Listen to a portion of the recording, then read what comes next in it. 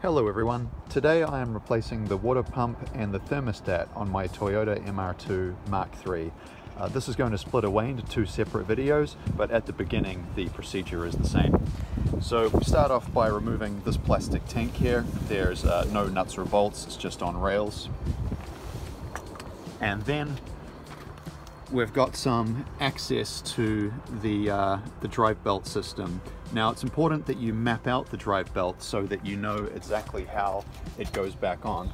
I have spent a bit of time looking at it, and if you want to take a look at this and maybe pause the video to study it,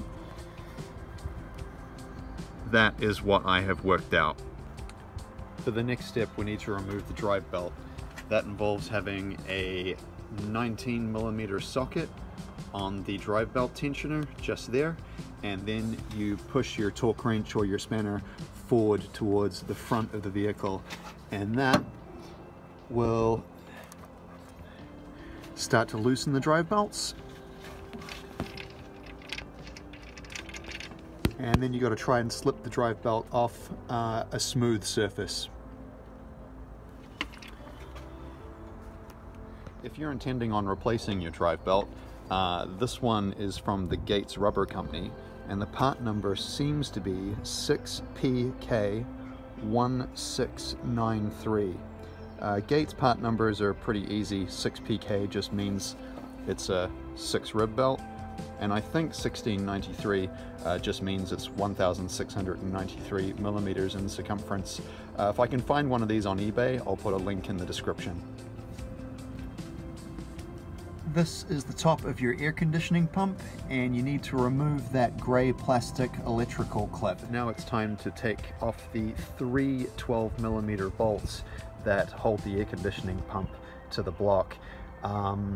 There's two at the bottom that you access from underneath the vehicle, and there's one at the top. It's really hard to see.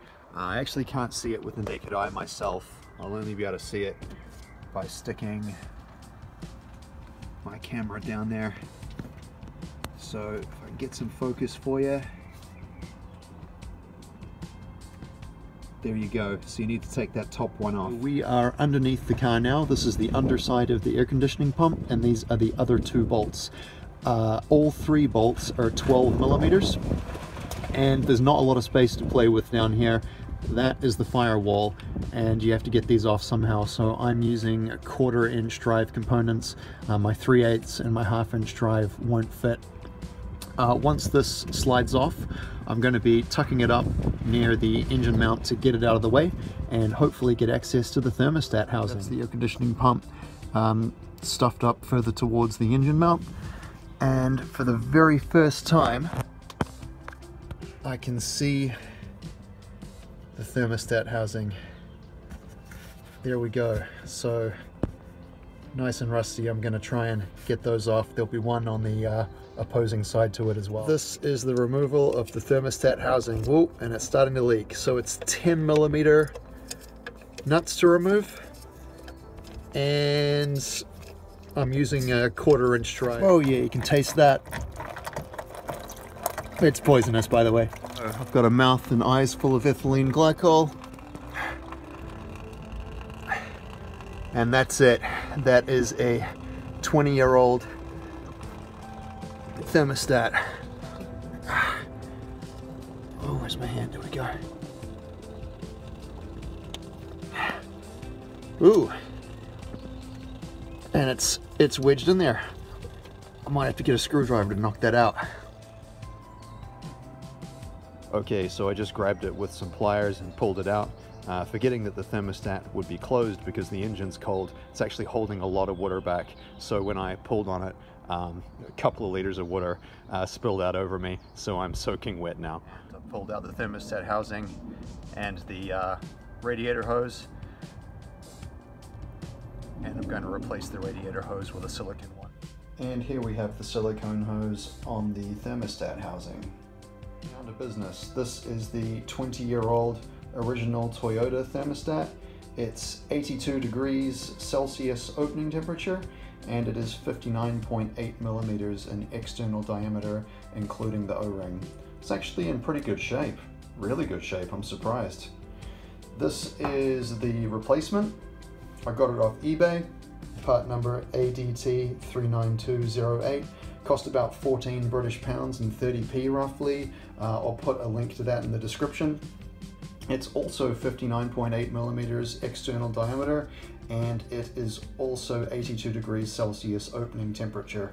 The only difference I could spot is on this side of the thermostat, it protrudes quite a lot further from the seal than the original version. And that's the side that sits inside the thermostat housing, so it was a little bit of a worry.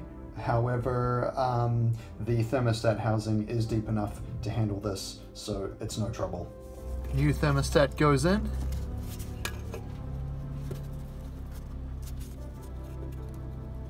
Nice and easy. So next we put the thermostat housing back on. I coated the two studs that protrude from the block with copper grease, two 10mm nuts back on. The one that is visible on camera just there is pretty easy to get to.